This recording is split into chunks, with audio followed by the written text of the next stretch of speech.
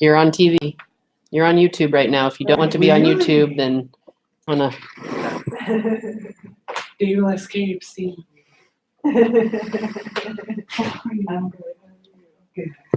Pizza! Who's here? You're on YouTube, just so you know. Pizza! There's pizza. We've been Oh, there it is. we've been live for 15 seconds, so. Pizza! There's pizza. All right. That's too fun. Could somebody? I just don't know if we're. I don't know if we're getting audio or not. How do I tell if we're getting? I could pull it up on my computer. Yeah, see if we can. Oh, Mary. Okay, I guess. And I don't know if we want to zoom in. I don't know if there's a I zoom. had the flu. I'm recovering from it. I'm much better now, so don't worry. Okay. And I'm wearing this. I think that's a. Courteous. How are you? Hey, I'm on camera. Yes, you are. Hey, I'm on camera. Yes, we're on. Okay, so we are picking up audio. Yeah. All right. In stream. Buffering. Well, I'm gonna mute that. Should I end the stream or just let it keep going? I mean, what do you think, Lucas? Can you pause it? I don't. Is there anyone on it? Probably just me.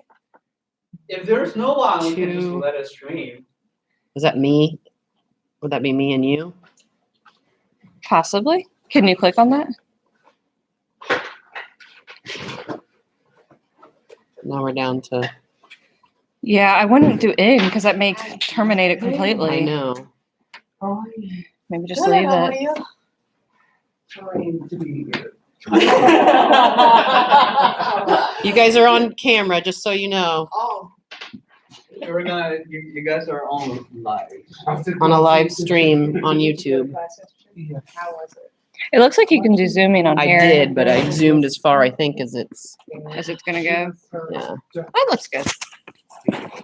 And she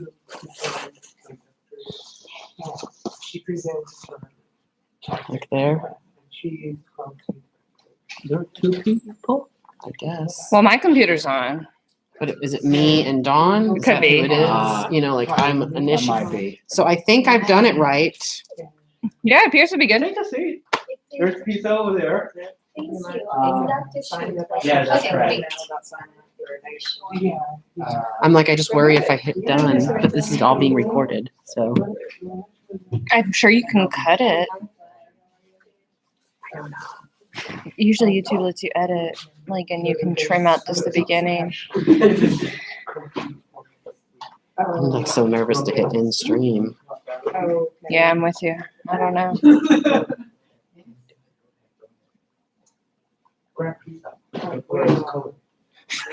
I don't see. Like, maybe we can mute it. Just if I.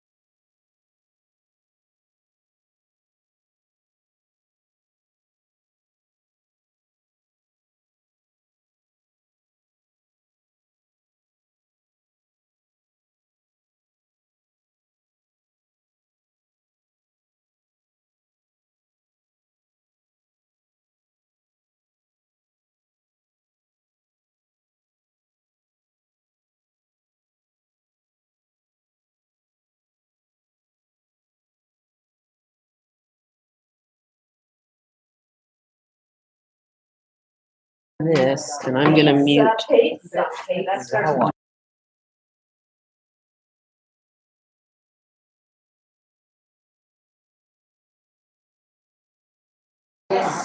So I changed. Can you hear noise again? Am I giant? Yeah, for sure. Are you hearing yourself? I think all of our. Hi. Can you hear noise again? Yeah. Yeah.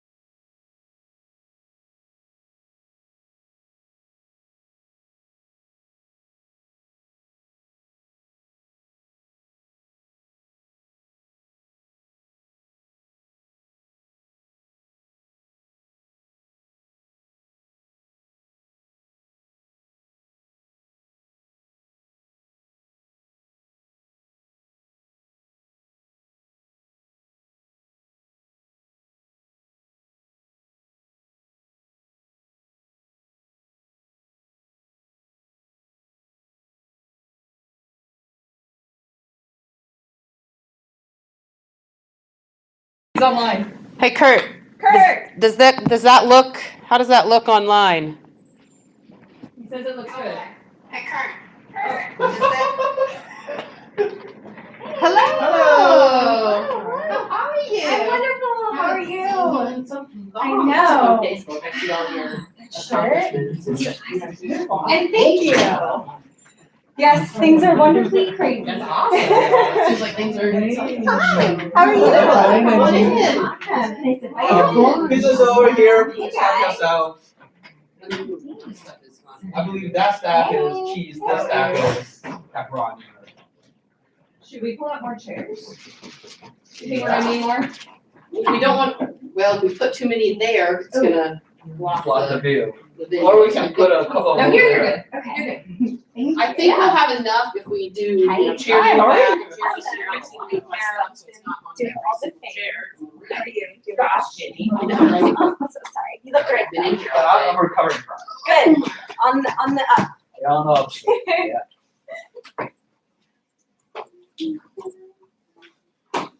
Oh, wait, I guess I should. So like, Did that red light just go on by the mute? Is it muted? It's blue. It's blue. how's your week been? Hello, hello, test, test. No, Yeah. it is not mute. Moving along? Okay, it's not? Same. It is not mute. How about I now? know, right? Maybe Test. the How are range is good? you? Kurt said it is not muted. Kurt can just help us out. Hi, Yeah. Kurt. Yeah, Kurt can still hear us. Now. Hello, Val. Pizza. Pizza over there. You're on YouTube. Yay. On the web. You know what, because I have to drive, Uh-huh. Still not muted. the videos and stuff, I think I'm gonna sit here. Or Okay. walk around, but I've got a bunch of videos that I'll. Okay.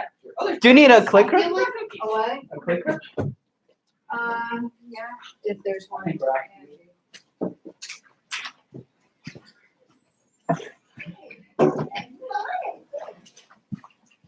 Can I sanitize in one?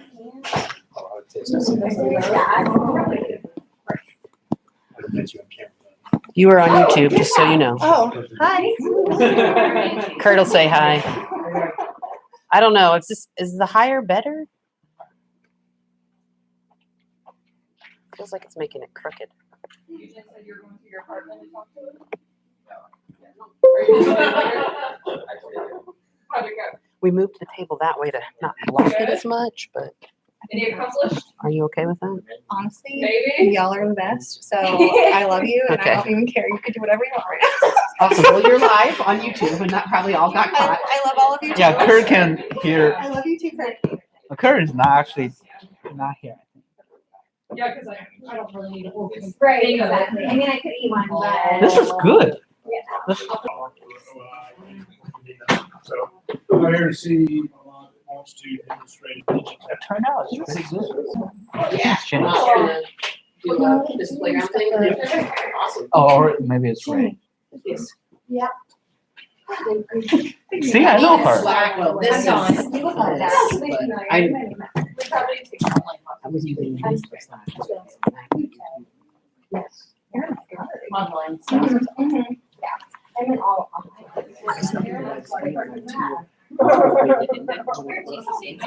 I'm here.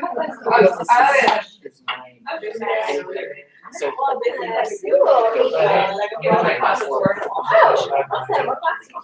I teach. That's how. Yeah. Until early. I was like, I have to go somewhere. Yeah, right. Yeah. Students getting out of class, No, they were probably crying or something. Really sad. Right? You basically. All right, Somebody else is online too. we are at We noon. are. Well, there's Kurt and Luke online. Still not muted. Yeah. We were Playing with the mute option, but Santa. we missed the dance off. It was, yeah, we're not sure who won, but I did it. Don won. Okay, I'll give it a really short opening. and then it's Val's. I'll So show. welcome everyone to ISLT Spring Seminar. We have actually stopped this event for quite a while, and then someone brought up, why don't we just continue bringing great researchers, great minds to come here and share the ideas, and everybody just love these talks. So we actually had a little bit of discussion, who should we invite, and then we realized that why don't we start from one of our own? We have the best, not only in our college, but I think we have the best in our world. So let's, with no further ado, let's welcome Dr. Valerie Shute.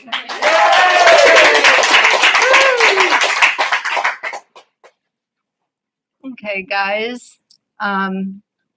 Thanks for having me. I'm glad. I used to be in charge of the spring, colloquia, and I think it's an awesome idea to have it. Can everybody see this? And who's monitoring the YouTube channel? I'm gonna pull it up right now. All right, and just make sure everything can be seen and stuff. What I'm going to do is I'm going to talk about self-assessment in games to measure and support learning. And my plan is to provide kind of a general overview of what is self-assessment and why use games, and then present a lot of illustrations in the context of the game, what we've been doing for the past several years. And then I'm going to conclude with some hot off the press findings that nobody has seen before. This is the very first showing of these. Only my program officer has seen these. I submitted them 2 days ago to the program officer. But these are some recent findings. And I'm really congested, so sorry about that. We can keep it real informal too. So if I say anything that isn't crystal clear, shout at me. Just give me a shout. Okay, so this is the simple flow chart of what self-assessment is. So you start here, and the kid is playing a game, and they're completely immersed in the process of playing the game, producing all sorts of performance data. Those data are captured in a log file. This is any kind of immersive environment. My choice is to use games. And then those data are analyzed with the self-assessment machinery, which scores data in the log file. Those are then output to the student model, which is updated in real time and at various grade sizes. And then those estimates about competency levels are used as the basis to provide supports and other kinds of feedback back to the learner, who continues to play the game, producing more data that are then scored and so on. So that's the general flow of self-assessment. It's kind of a good workout. my steps. Well, except I've got so many embedded videos. So there's 3 main claims, but I like to touch the screen. So the main claims in relation to games, learning, and assessment are that good games can act as transformative kinds of environments to support the development of skills across a range of critical education areas and also support deep learning. Second claim is that learning, as we all know here, is at its absolute best when it's active and it's contextualized and goal-oriented and when it's interesting. It turns out these are all the features of good games. And finally, self-assessment can be used to collect dynamic evidence over time and at various grain sizes. And like I showed in the flow chart, be able to use that as the basis to make decisions about what to do next. So those are the 3 main claims that I'll be making. And just start with, why use games as assessments? Well, number 1, games are super engaging. Everybody likes games. They also require you to apply different competencies in the gameplay process. And games are also ubiquitous. Everybody plays games, just about. So digital games differ on a number of dimensions, but I contend that a good game is a system, and it consists of these 6 different elements. The first is interactive problem solving, and this is the interplay between the player and the game, and it's usually in the context of solving really interesting and rich and meaty meaty problems. The second is that good games provide specific goals and rules, and this allows a player to know what to do, when, and how.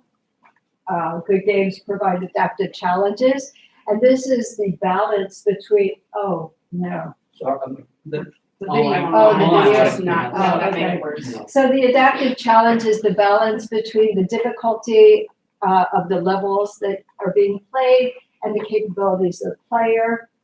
And good games kind of hover right at the outer edges of doability. What's that theory I'm thinking about that's called? ZPD. And who is the person that came up with the zone of proximal development? Good. That's relevant here. Good games offer control to the player, different aspects of control, like of the environment, of the gameplay, of their learning.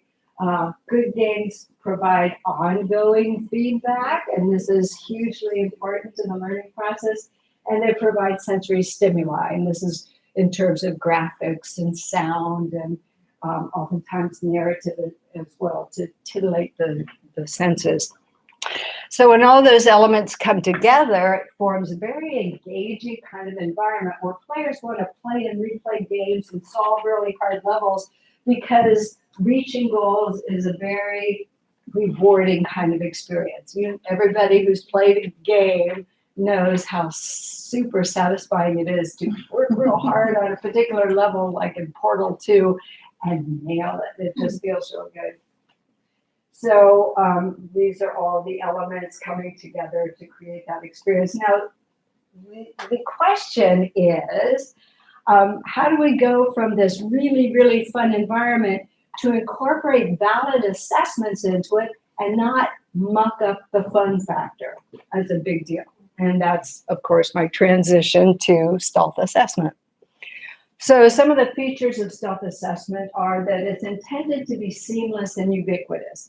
By seamless, I mean that the assessment is buried deeply into the learning or the gaming environment so that it's invisible, and assessment and learning become blurred. Ubiquitous means that it's operating at any and all times. It's intended to be formative as opposed to summative, so it's intended to support learning and not serve as judge or jury. This is a quote I like a lot that makes the distinction clear. And it's also intended to produce very accurate and rich models of the learner. And this is made possible because I use something called evidence-centered design to create the models. Big question. How many people, raise of hand, are familiar with evidence-centered design? Team? Team. Okay. So this is really important, and I just have one slide on it, but I want to spend a bit of time making sure it kind of makes sense. So evidence-centered design, and this was formalized by Bob Mislety, Linda Steinberg, and our own Russell Allman back in the day. But it has two main foci. It provides a way to reason about creating excellent assessments, and it provides a way to reason about student performance. So if you go from left to right, this is the process by which you create an awesome, valid assessment. So it always starts with defining the competency model. I want to measure X, physics understanding, creativity, persistence, critical thinking, systems thinking, whatever, competency model. And this is what all you want to say about a person in terms of their knowledge, skills, abilities, and other attributes. So it involves identifying and structuring the relevant variables. This is a theoretical model. Okay, so after you flesh out the competency model, next is the evidence model, and this involves establishing specific relationships between these theoretical variables and their associated metrics. How are you going to measure this stuff? That's the evidence model. And finally, there's the task and the action model, and this involves defining the specific features of tasks that will let you elicit the evidence that you need. So that's how you set up a good assessment. And then when you reverse the flow, it lets us accomplish diagnosis. So say a kid is in the environment and they're playing a particular level in the game. They produce a series of actions right here. call indicators. So these are then submitted to the evidence model at the end of a level. And these data here get scored. So they're parsed and scored. So these are scored data. These are observables. These are measurements right here. These are scored data. Now those scored data are then statistically linked back up to their competency or the construct in question, which are then reinserted back into the competency model and updated. So at any time and any grain size, you can know how well or how poorly a person is doing.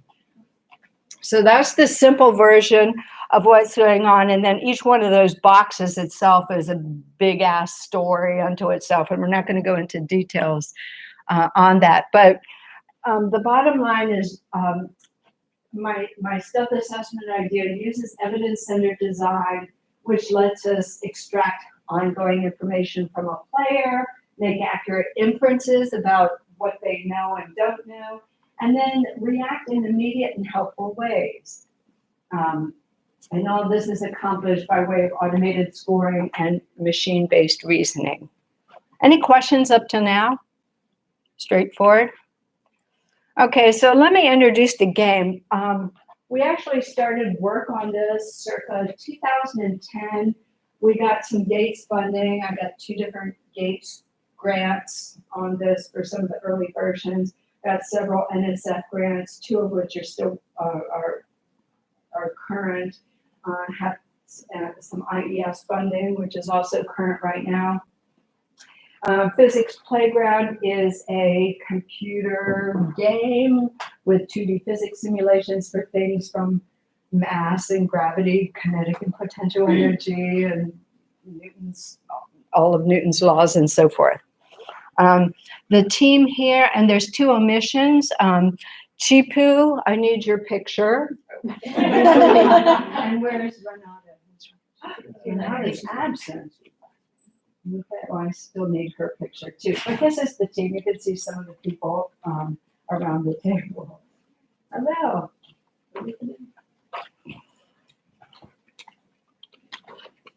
Do send me your picture, Chipu.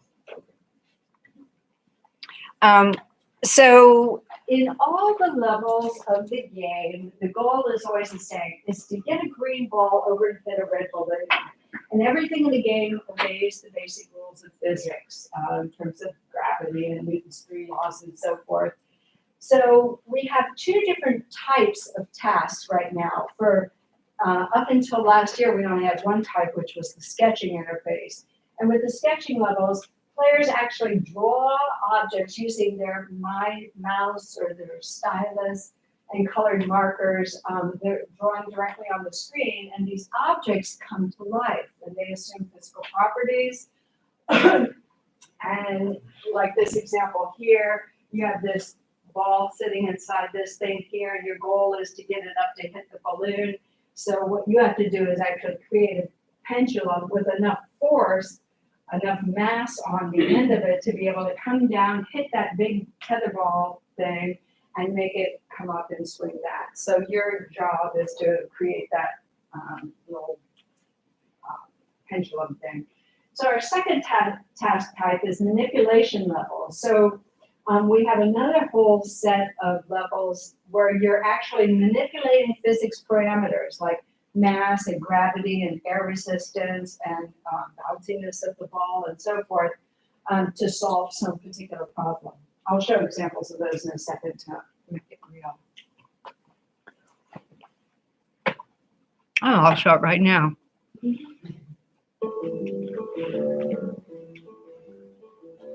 so you come in and there's different playgrounds set up. They're kind of arrayed. I'll talk about this in a second. So here's a sketching level here. The ball keeps falling down and falling down. So you have to intercept the ball and have enough force to pop it back up. And here the person has drawn the right amount of rate and the right length of the arm at the right time to get it back up here. They're using the shark's dorsal fin as a natural these are just a bunch of examples of some sketching levels. And then here's an example of a manipulation type. So here, this problem, you have to get the ball to hit the balloon. So turn up mass and bring the ball all the way, and the air resistance. Bring it down. And everything is set up physics in there exactly precisely. Physics experts and whether go in and fix all the physics parameters that we are precisely representing the real world. A lot of games have crappy physics engines, and when you play them, things are just a little bit off. This is as strictly physicsy as we could get it. So we needed to have a range of difficulties, and this is to accommodate everybody.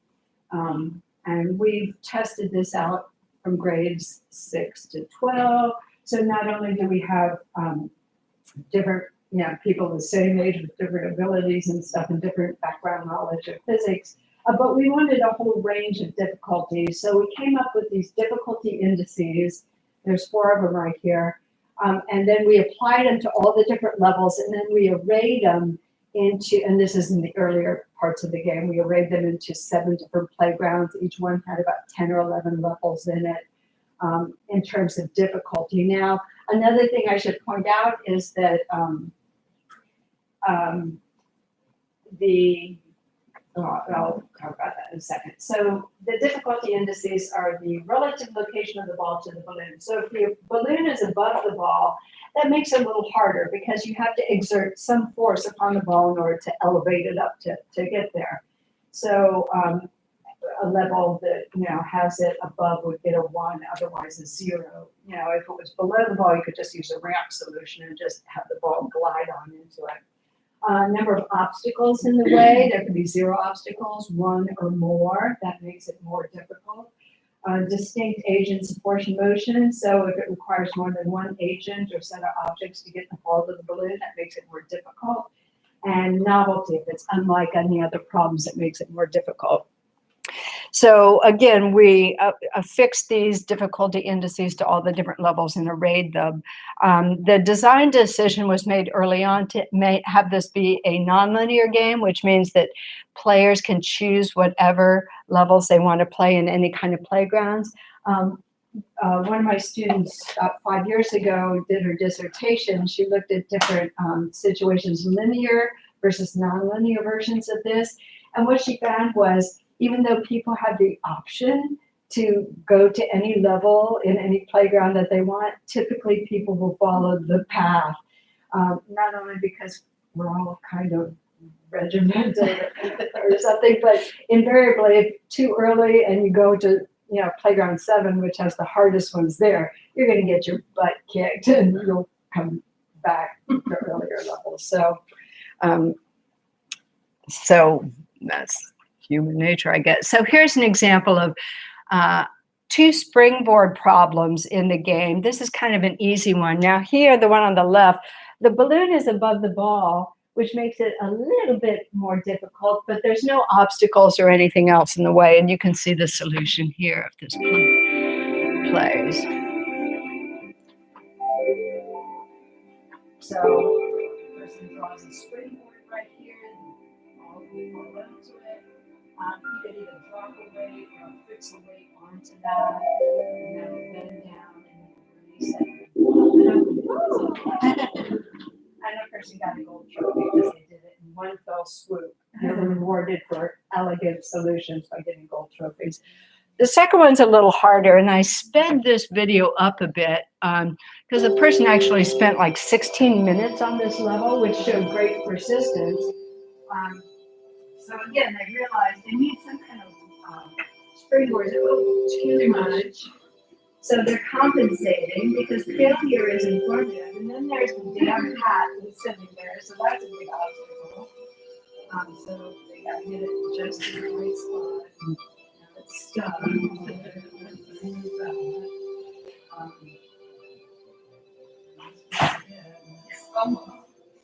But each failure is informative.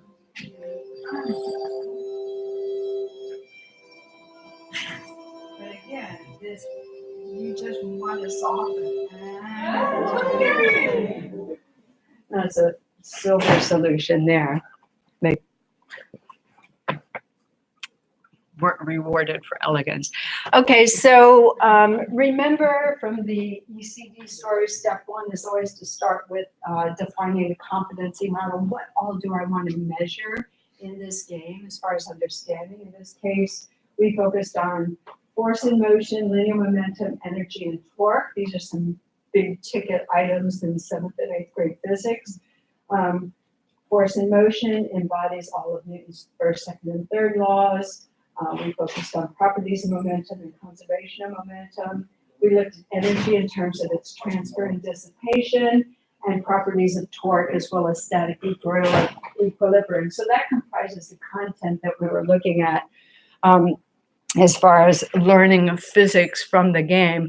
We also, and I'm not going to talk about this, we also measured in physics playground creativity, and there's the competency model for it. And I don't have enough time to talk about this, but it's, I can share different papers and stuff on this, as well as conscientiousness.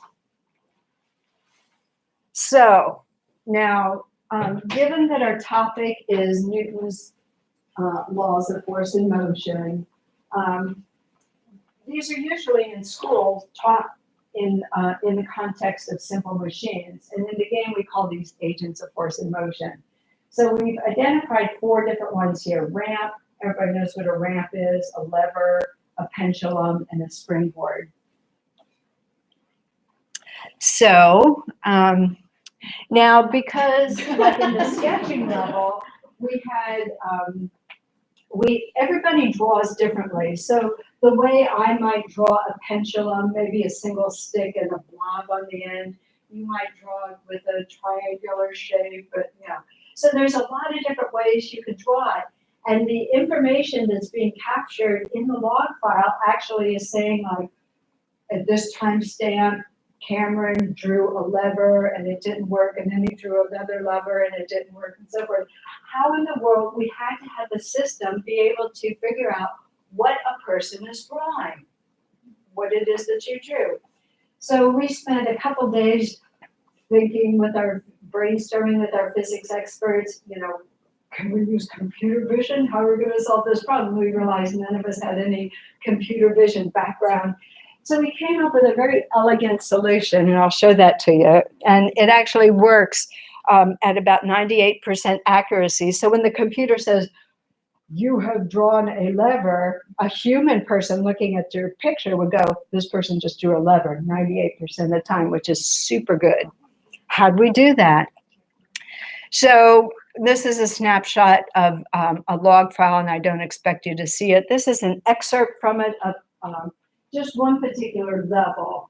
And this is some level in Playground 4 called the diving board level. The person spent 130 seconds on this level. It's about a little over 2 minutes.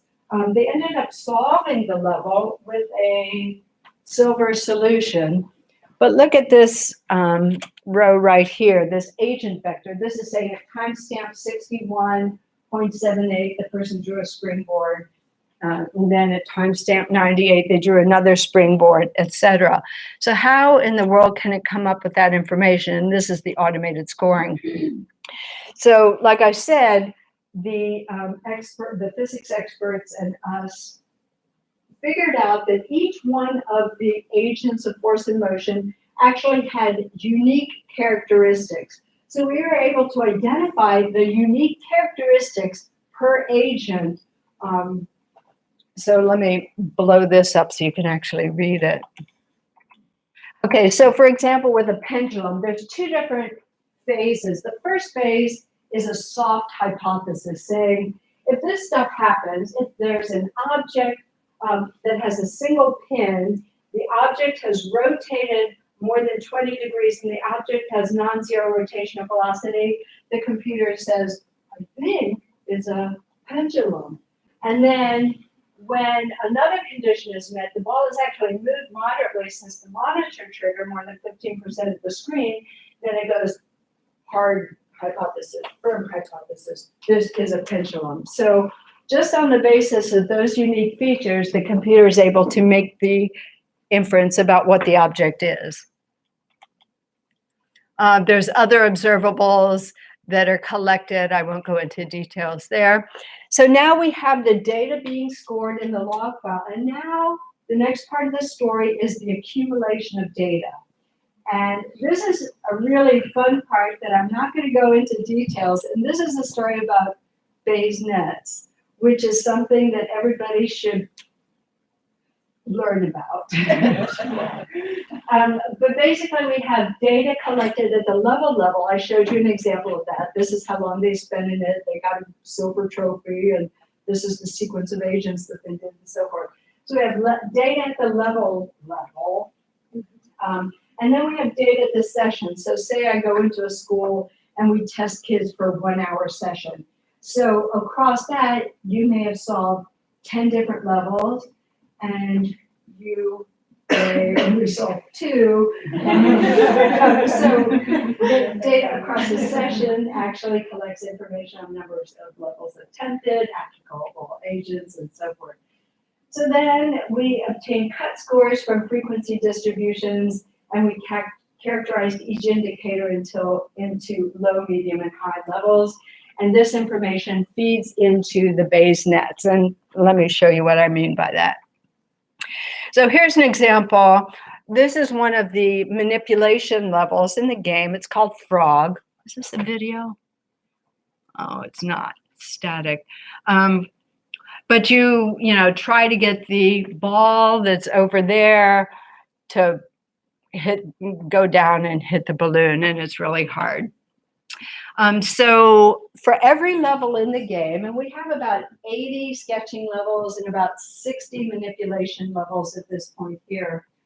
So for every level in the game, we've set up a Bayes net, and the Bayes net is what are the competencies that are being tapped by this particular level, and what are the indicators that feed into that? That's the evidence that goes into it. And I'm not going to go into details here, except that we use something called an augmented Q matrix. A Q matrix is something that's been around since the 80s. And our augmented Q matrix is Russell's beautiful idea that actually takes, and this is just a sampling of some of the levels right here, takes each level and then indicates primary and secondary variables associated with it. So the primary variable associated with balance is Newton's second law, and the secondary one is that. None of the other ones are relevant. We have indicators of difficulty and terms associated with it. And also, in a picture that was too big for the screen, we additionally have listings of all the learning supports that are associated with every single level. I haven't talked about learning supports yet because that's part of the new stuff that we're doing right now. So from the early versions of the game, some of the questions that we addressed, what time is it? I have 12:33. Is there a clock in here? Nope. 12:30. Okay, good. So some of the questions are, the first one is the most important one to me. I can say I'm measuring physics understanding by virtue of the game, or I can say I'm measuring creativity or whatever it is. But talk is cheap. Am I really? So the first question is, are the self-assessment measures valid?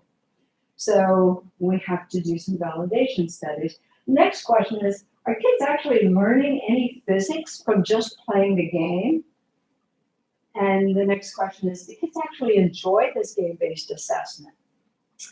So we've tested dozens of studies. The first couple ones, we had 6 or 7 studies ranging from 7th to 11th graders, and they all show similar findings.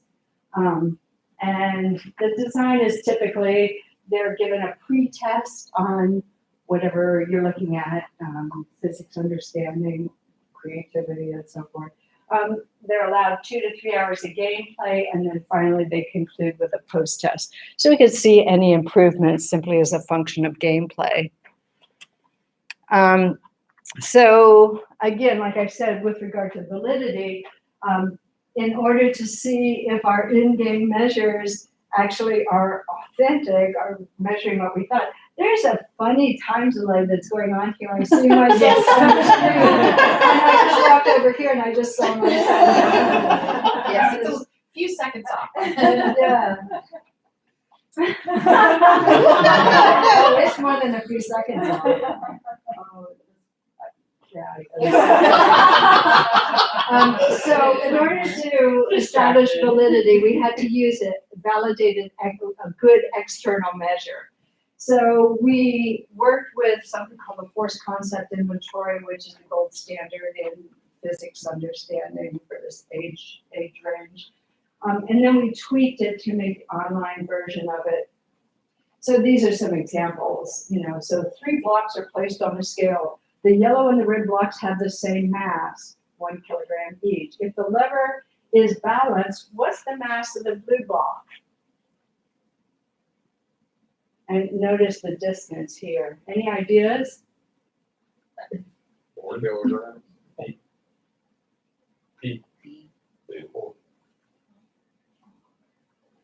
Notice where it is relative to these 2 kilograms here.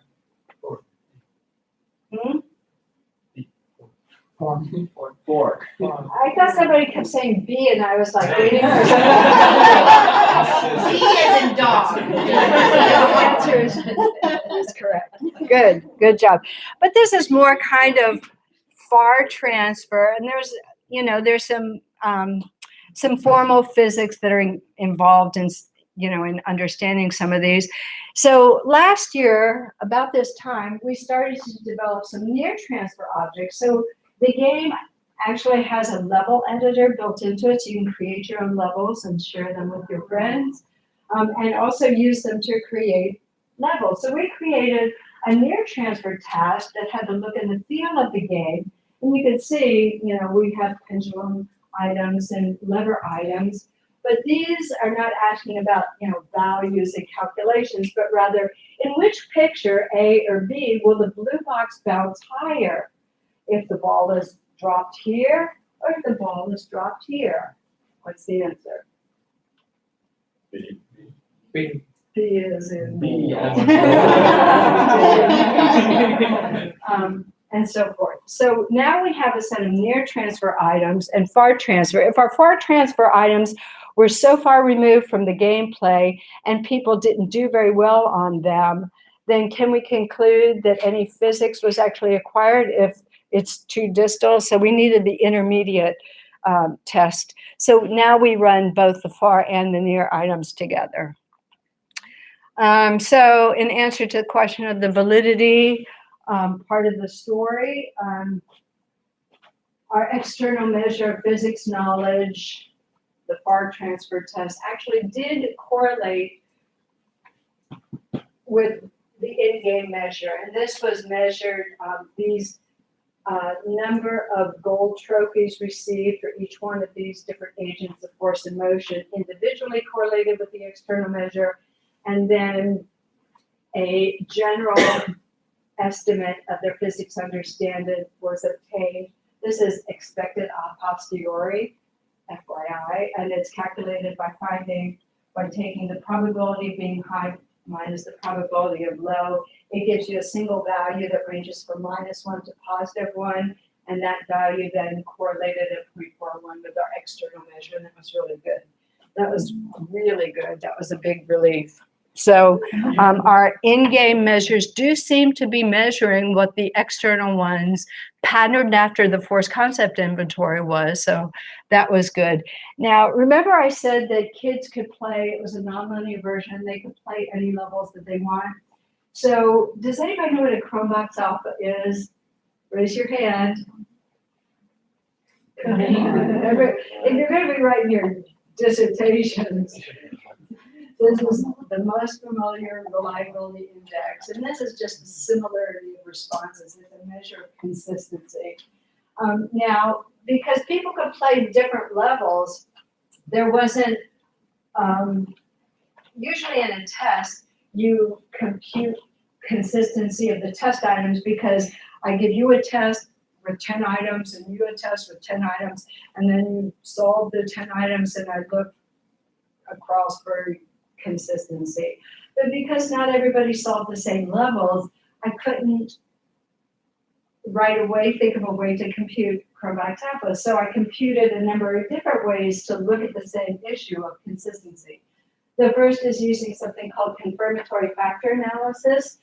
And so we use the Asian Bowl trophy data again, and you can see that a single factor solution fit the data really nice with a small error variance, with reasonable weights on each of these informing the physics competency. I computed, my ears are stopped up. I've got really bad allergies, I'm so sorry. Interclass correlation, that's the consistency among these different units here. That turned out to be 0.85. Those are good numbers. I computed another interclass correlation on a different slice of the pie, and that too was good. And at some point I realized, you know, I could take the number of cases that solved a common set of levels. So I identified 29 different levels out of the 74 levels in that particular study that 110 kids solved, and I computed a Cronbach's alpha on that and got 0.87, which is really good. So I was super comfortable that my tests, the in-game measures, were both valid, reliable and valid. So the next question was, and again, this is without, so the answer is yes, they were correlated. So the next question is, do kids learn any physics for playing the game? And again, this is just playing the game. There's no learning supports or anything, it's just gameplay. So the answer is yes, kids did learn physics from playing the game. And across the 6 to 7 studies that we've done with just gameplay, there were significant pre to post test differences with small to moderate effects. And we are now able to improve this by using our embedded learning supports. And in answer to the question, do kids enjoy the game-based assessment? The answer is yes. We always administer a game satisfaction survey, and on average, kids like the game a lot, more than 4 and 5 point scale. And this is equal for boys and girls, which is a non-trivial feat because, you know, boys and girls don't always like the same kinds of games, but this crosses gender and ethnicities and everything. This is what I just showed you. I'm not gonna, what time is it? I should have my 38. Okay, I want to have time for questions too. So let me get to the new stuff. I'll just point out, if anybody's interested, you can go to this link right here. We did I guess this was another GATE-supported project where we additionally, the point is, if somebody's affect suck is bad, then that's going to affect learning. So what we did is we collected affective data. We used the webcam. And so we synchronized the webcam data to the log file data. And we were able to see sequences of affective states, you know, frustrated, joy of solution, or horror of failure. So we were able to look at different confusion, boredom, engaged concentration, and frustration. We had delight, but that didn't contribute anything. So we made what's called a structural equation model out of all this. So we had pre-test. I won't go into this is too tedious, but you can read the paper if you want to. So the point here is that adding affect to the mix, and actually in one of our IES grants that we're doing right now, we're exploring this further, where we're monitoring affective state, and we developed some, this is a good segue to the next slide.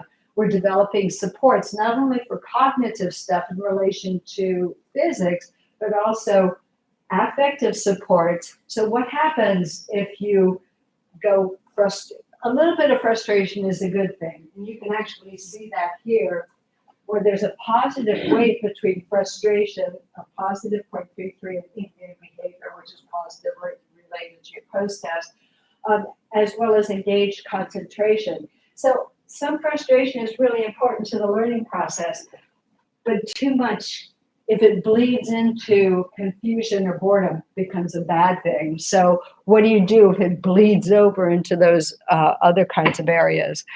And that's what we're working on right now. So this is some of our current work.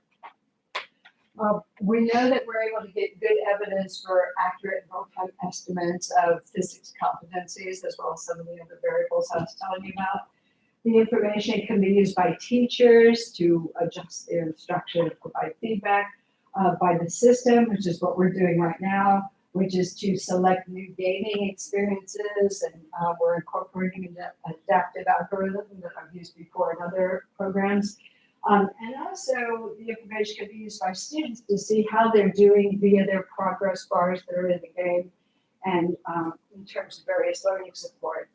And the learning supports are adaptive and personalized. We have things, and I'll show you examples in a second, explanations, worked examples, hints.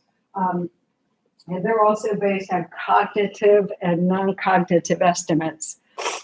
I wish I had a vacuum cleaner to just suck out either. That would be nice. I know, because this ear is pretty much all stopped up now. Could request for them to change the earphone filters, so maybe Oh, it's I think it's more just a me thing. It's the same way. Yeah, well, I pulled my class this morning and there were some people with bad allergy things going on. So let's talk about learning support. So gameplay does lead to learning.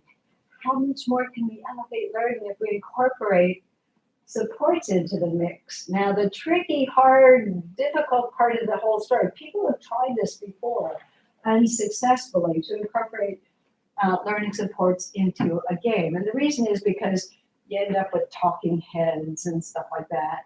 And that defeats the whole purpose. The disruption of flow occurs, and and that's it. So our trick was to incorporate learning supports into the game environment themselves so that they be kind of stealthy by themselves, while at the same time communicating valuable physics knowledge to the student who can then go from qualitative understanding to more formal understanding of physics.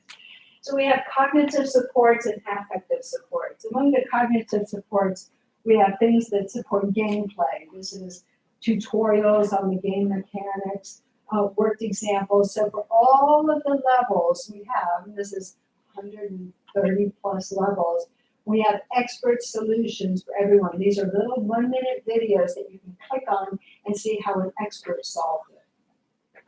Hat tip to Ahmed for doing the most of those. Actually, Ahmed and Lucas and Ginny, you'll be hearing Ginny's voice as our narrator in a minute. So we have worked examples, game tutorials. We have hints, like if the person is solving a level, we know that the applicable agent is a lever. The person keeps trying it with a springboard and failing. A hint would be, hey, why don't you try a lever? And support tutorial. For the physics support, we have physics videos. This is our big one after a couple of years of working on this and failing with a whole bunch of things. These guys here don't work very well. This one is beginning to look really promising. I'll show you examples of that. Interactive definitions. Originally, we just gave people definitions of relevant physics terms. Newton's first law, a body at rest will stay at rest, That doesn't do anything, but if you construct it, so we had closed tasks where they had to click and drag different segments into these sentences to compose the definition themselves. So we made it a game like there. We have animations and different concepts. We have relevant formulas that are available. Hewitt videos. Paul Hewitt wrote the book on qualitative physics understanding. He's still alive, and we actually got permission from him to edit his videos. And we have a glossary of relevant terms, 29 terms. For affective ones, I won't go into details here. We have things like for motivation, we have encouragement, growth mindset, praise. And for attentional redirection, this is when you start to go into the darker shades of affect. We have some breathing exercises where you're synchronizing your breath with a ball that's inflated and deflated. We have a store where you can go and change your ball. Instead of a green ball, you can have a beach ball, volleyball, and so forth. You could change the background music and the background image and some interesting goal. This is all to redirect attention away from I'm a failure. And then you come back and you're all fresh.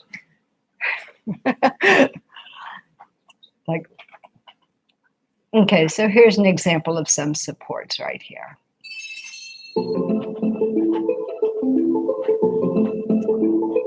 So when they click on the help button, these three things, show me the physics, show me the solution, or show me the tools. So here's physics. Here, you're going to see how to transfer energy to the ball using a lever. Gravitational potential energy, or GPE, is the energy of height. The ball begins with no height, so it has no GTE. The object has lots of height, so it has lots of GPE. Energy can change forms. The object lost GPE as it fell, but it gained kinetic energy as it sped up. Kinetic energy, or KE, is the energy of motion. Energy can transfer from one object to another. The ball gained GPE, it gained height, and it gained KE. It's now moving. This is an example of that. We don't have to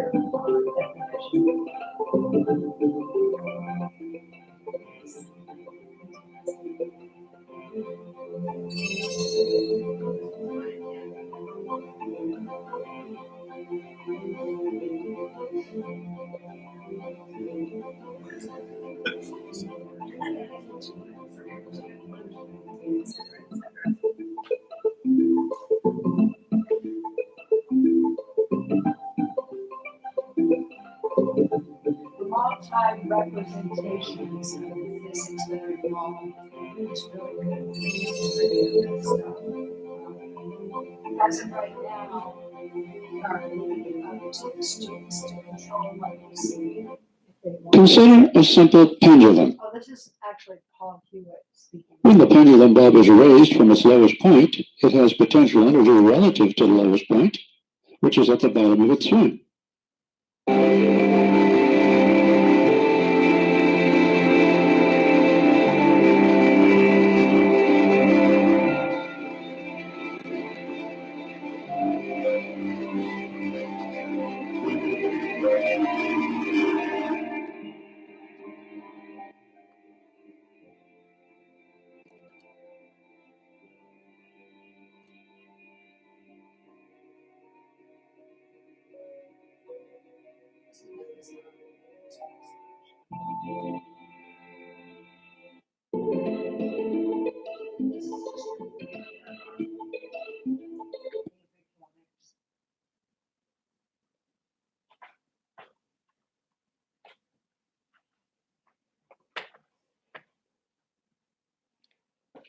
I need an update of the tutorial, guys.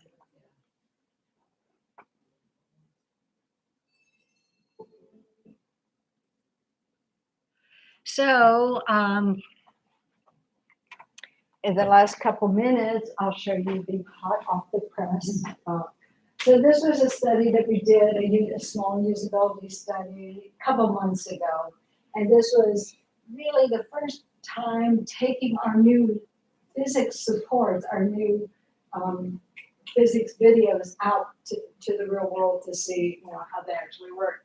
So it was a small sample. We had 14 kids, 7th and 8th graders. They had 2 hours of gameplay. There were sketching levels only, and we only focused on 2 competencies: energy can transfer, properties of torque. We included the new learning support videos. Those are the physics videos I just showed you, the Jimmy narrated videos, the game tutorial levels and solution videos. And we use both the near, which we hadn't tested before, and the far transfer pre-test and post-test. And the results were interesting. There were significant learning gains, and a Cohen's D, which is the effect size of 0.60, which is interesting, which is good. Students reported enjoying the game a lot, and they were and high satisfaction with the new in-game learning supports. So the results are promising, but of course the sample size is much too small. There was an unequal dosage of supports. Some kids saw a lot of supports and other kids didn't, and there was no control group that we could compare this stuff to. So we actually had 3 different usability studies. This is just one of them. And then several weeks ago, well, actually about a month ago now, we conducted a bigger study in 2 different locations. One was here in Florida at FSUS. The other was a school in Pennsylvania. And we had 4 days with these kids, which is a lot for each kid, which was really good. And about 3 hours of gameplay altogether, and the same idea, pre-tested, post-tested. And here we had 2 different conditions. We had a group randomly assigned to get supports, and a group that didn't get support. So we had a control condition here that we can compare them to. The other thing I need to point out is that the kids in Florida just happened to be younger. They were 7th and 8th graders. And the kids in Pennsylvania were older. They were 9th and 10th graders. That's going to make a difference here in a second. So in terms of the results, all students in all schools improved from pre-test to post-test. And it was a much more robust finding than we've heretofore had. And also students in the learning support condition improved more than the control. And this picture here shows pre-test and post-test. The blue line is the control group. So they actually started a little bit higher on the pre-test, but the post-test group that was the treatment with the supports actually overcame that at the end. When we broke out the 2 different schools, this was the Florida school and the Philadelphia school, what we found was that the support, that orange bar are the people in the condition that got the learning supports. The difference between the control and the support group was really pronounced for the students that were in the 9th and the 10th grade. And the students at FSUS, notice the air bars right here. So there's no difference between the supports. We also had a number of technical issues that went on at FSUS with regard to hearing the supports and some frozen videos because of dynamic, they should have been static IP addresses and so forth. But this was really good. And then another finding was that in terms of males versus females, turned out males, who are the blue line right here, actually started with much higher incoming physics knowledge than the girls. And at the end of the day, at the end of gameplay, girls had come all the way up to the same. Okay, 5 minutes until 1? Yeah. Okay, well, I'm done. I think, wait a second. There's a bunch of next steps. We have a whole bunch of big studies coming up. One is testing adaptivity. We'll have 4 different conditions. There's a linear, nonlinear, adaptive, and control condition to see value added of adaptivity, of selecting the next level that's appropriate for you at this point in time, given your history. Student versus computer control of the supports. Some students like to see supports, others don't. What if we force them to see it? And so we're going to test that out. And then a bunch of other things as well. We have a quick prediction model, which is going to be a trigger for firing the affective supports. And then we have some automated triggers to fire supports as well. And that's the end of the story.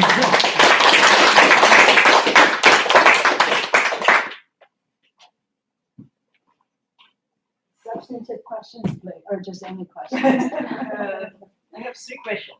Excellent. two are easy and one is. Okay, question. let's just go one at a time. And it's, Any order. and it's not about supports, it's about design of the environment actually and some other things. So with assessment or with feedback on competences, you use Bayesian networks, right? Why didn't you guys do IRT? Just because it's complex?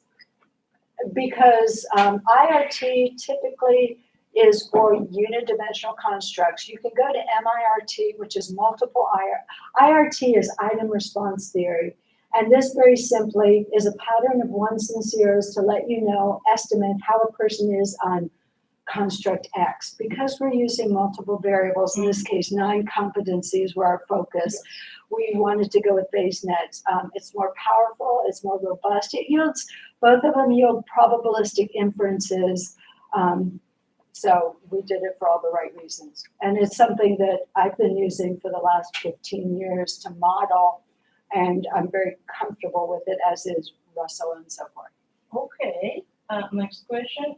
Sorry. Was that the easy or the hard one? Okay. Mine is also easy, like Okay. second question. So just quickly, I wanted to add to that there was a meta-analysis looking at game-based assessment, and Bayesian network was the most used method. Okay, okay. Most use doesn't mean the best, but okay. Yeah. Anyways, so coming back to other question, which is also I would say easy. I almost lost my train of thought. Oh, sorry. It was not about Bayesian networks. It was about the way you assess those competencies. As I understand, meaning you like kind of created the script or whatever recognition model for a computer to, sorry, it's not about assessment. It's about you created recognition model for computer to be able to figure out what they draw. Is it a lever or, you know, what is it? So you guys, again, you decided the panel of experts will be probably faster than doing machine learning. So why did you use like expert approach versus machine learning approach for it? Well, we didn't have the expertise in what would be relevant there, because these are drawings done in real time. It would require computer vision, like I mentioned, which is making inferences on and we didn't have the expertise in-house. What we did have was expertise on physics, and what we did have was the ability to precisely tell a ramp is different than a springboard along these particular dimensions. So once you identify this particular features, then that characterized this has to be a ramp, or this has to be a springboard, or this has to be, like the example, a single pin is only used in the case where you have a rotational object, which is a pendulum. Okay. So that was straightforward. We had resources and we used them fully, and our accuracy is probably much better than had we applied computer vision, because there's tons of error that could go on with that. We all did some reading on computer vision, and our solution I'm very comfortable with. And that was just for the agents. Other stuff or indicators are really easily calculated. Tallies of stuff, duration on task, all that's time stamped. So those are observables that are real. I gave a hard example of something that we had to tally, and this is how we solved it. The other things are, you know, how many objects and how long did they spend and did they get a gold trophy? Those are all other indicators that inform how well they're doing on a particular level. But the nut to crack was the, you know, what agent did they use? Yeah. What's the third question? The third question about, it's about design of the game. Abstraction, a level of abstraction of representation. Some of your redrawing sets include You mean worked examples? no, the environment itself, where they need to draw something to solve the problem. So the solving, you know, the environment.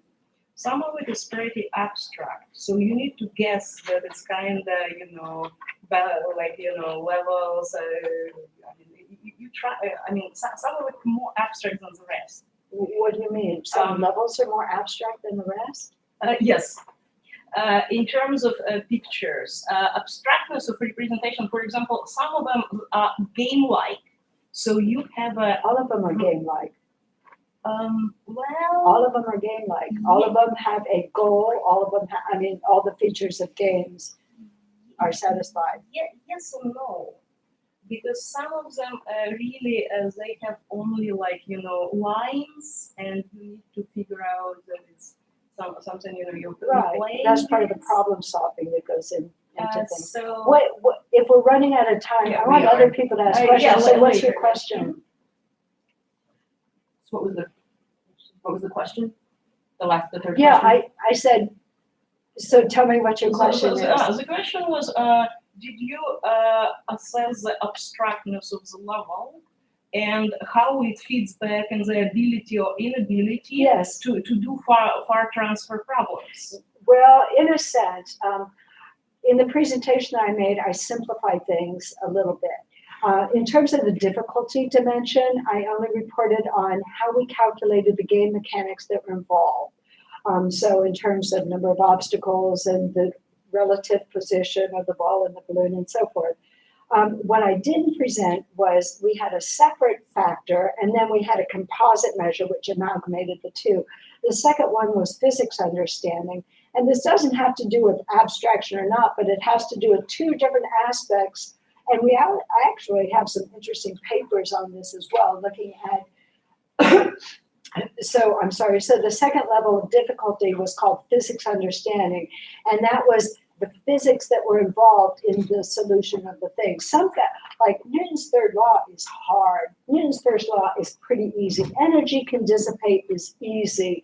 So some of the physics are easier to understand than others. And this isn't an abstraction thing other than the idea that we did have difficulty indices across two separate dimensions that we cohered to make a final composite difficulty rating. Yeah, What were your thoughts about the abstraction idea with that? well, that was partly built into the game mechanic difficulty. So we're looking at, like how many obstacles, whether the level name gave a hint at what to do. So that has to do with level of abstraction there. Yeah, Because some like of the level names say diving like board, diving board implied or a swimmer. over the hill or something, where the name kind of gives a hint. So that was one of the indicators within our difficulty indices. So when we looked at those game mechanics, we were looking somewhat at, the design of the level and how that played into whether it was more or less difficult Yeah. of a level. And so that actually is a really good answer to the question about abstraction. So some levels that are harder tend to be more that are not as easy to see, like, Right. oh, I just got to make a lever here. There's a fulcrum sitting right here. I'm Right. going to just lever that bad boy up there. So, and then it allows also for more creativity because then you have, some levels that are a little more abstract, and then you get to look at what do students see and what agent are they, kind of in their mind going to, and so you can look at, some of those analysis. Yeah, so it's rich data set. And anybody that wants to play with data can play with it. What are some other questions, please? I do have a question. I have one question. Is there any pizza left? Yes. There are plenty of There's pizza. lots of pizza. Please come get some. I'm just guarding the pizza. There's cheese.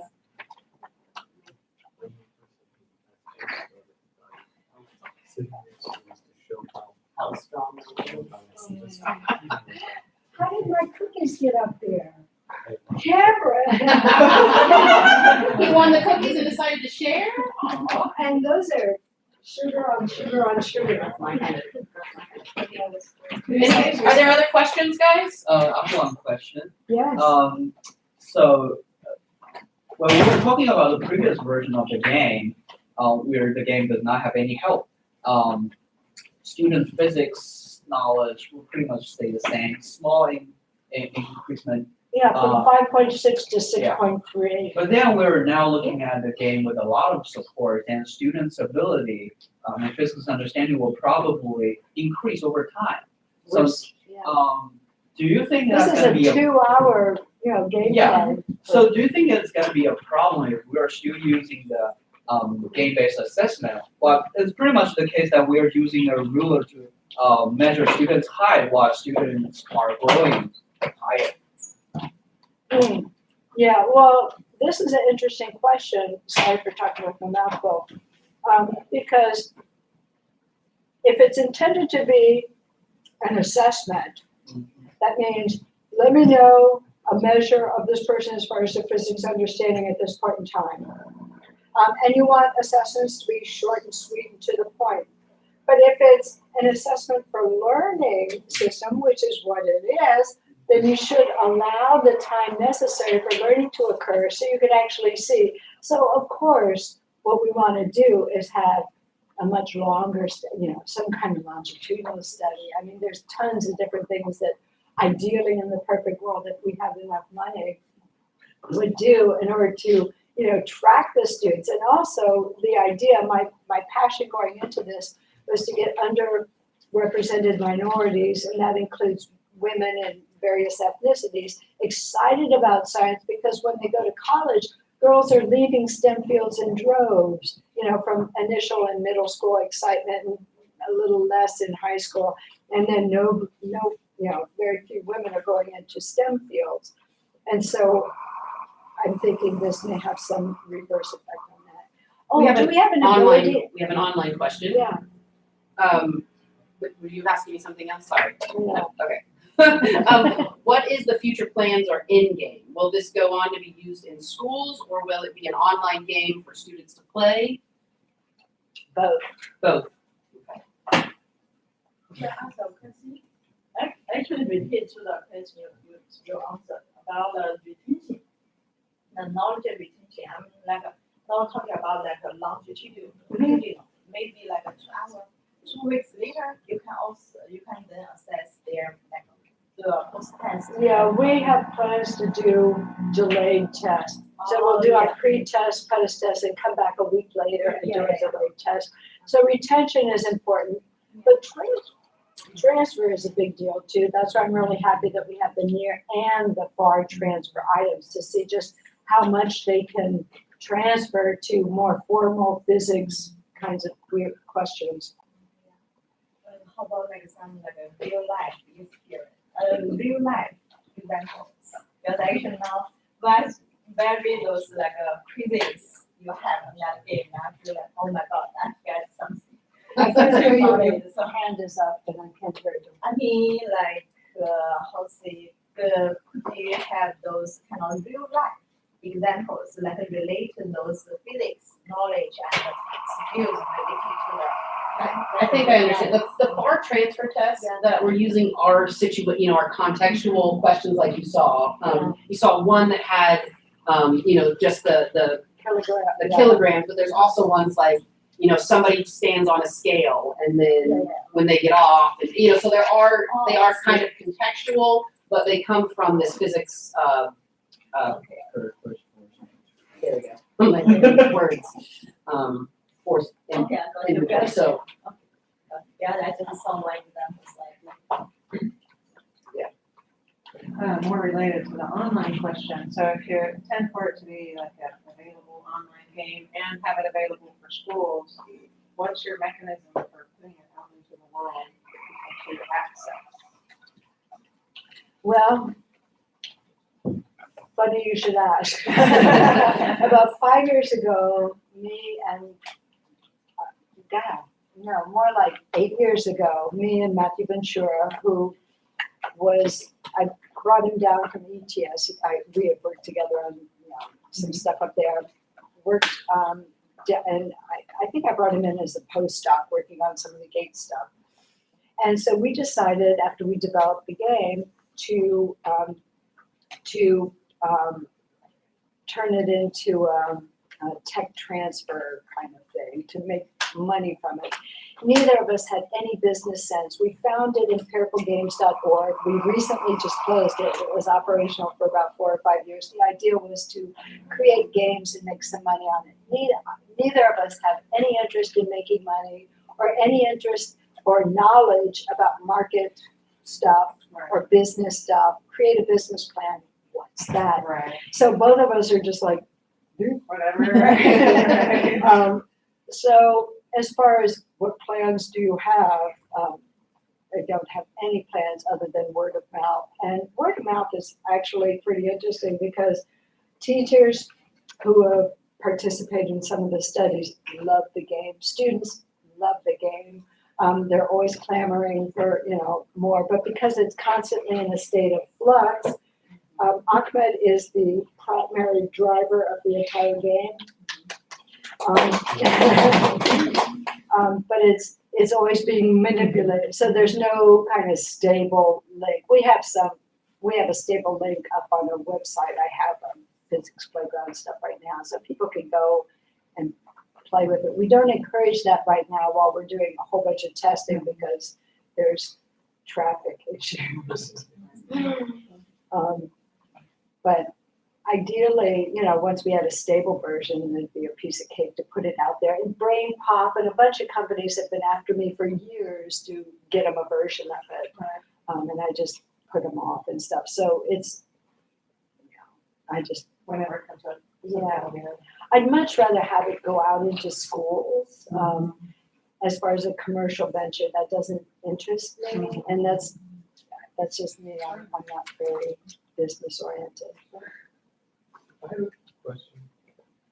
What's your vision for the future of education? For the future of education in K through 12 when you work on such projects?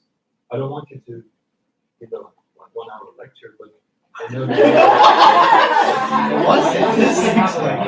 3 words. 3 words. 4 games. I have Shute et al. 2016. Last 15 pages of that paper is Val's vision of the future of education. So I've written a paper about it. And there's some time for me to So the short answer is that, right now, education is largely for improvement. Our assessment, our testing is ridiculous, and it's not particularly good. And there's kids that have test anxiety. So I'm seeing more games as assessments or immersive learning environments. And I'm seeing, I can envision all sorts of things. That's a giant question. Thanks. So I just wanted people to read your paper. The online is asking what the paper reference was. Oh, it's if they type into Google Valerie Shute, the first link that comes up is to my web pages. Okay. And the publication section, go to 2000. Can we do this in real time? Yeah. Type in Valerie Shute. Let's see if this actually works. And click the first link, and then go to publications, and then go to 2016. And the first link there, Shute, Layton, Jang, and Chu. Advances in the science of assessment. Right. And the last 10 pages are, I think I would call it conclusion. It's a long step. Advances in the science of assessment. Yes. The vision. Page 52. The vision. It starts on page 52. That's a good read. All right, well, I think we are at time or a little over, so let's give thank you so much for coming in and sharing your work with us. Thank you guys for inviting me. Have some more pizza. Have some coffee if you would like. Yeah. And I'm going to end our YouTube stream. Yes, thank you guys. Thank you, audience online. Thank you online. Oh. Bye. Bye.